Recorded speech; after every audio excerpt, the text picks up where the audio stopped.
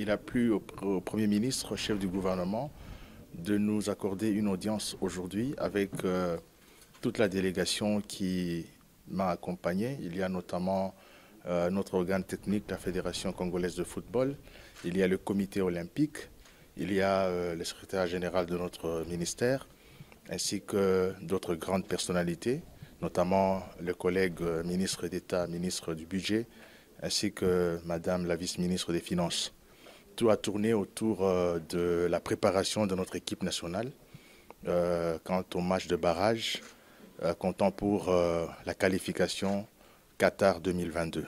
Comme vous le savez, ainsi que tout le peuple congolais sait que le 25 mars de ce mois, nous allons livrer en match aller ici à Kinshasa contre le Maroc. Et le 29 mars, nous livrons le match retour à Casablanca au Maroc. Et voilà, donc il est question pour tous les Congolais de se mobiliser comme un seul homme. Et tout ça devrait commencer par la volonté du gouvernement de voir le pays se qualifier à la Coupe du Monde. Et le Premier ministre a préféré que ça se passe au début du mois de mars. Voilà qu'aujourd'hui on est le 1er mars. Le Premier ministre nous a réunis. C'est une première réunion. Et on aura encore à se rencontrer pour l'évaluation.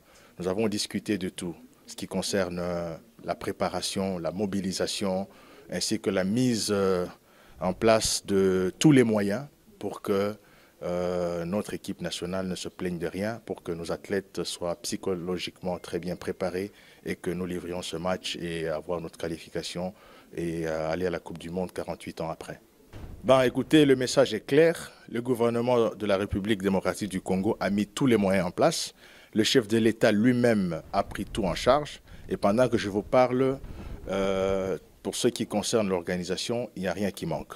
Nous demandons juste à tous les Congolais de supporter leur équipe nationale, que tous les Congolais soient derrière les léopards, que tous les Congolais se mobilisent, parce que c'est un match historique que leur équipe va livrer. Donc c'est une histoire de tout le monde, c'est une histoire de toute la République.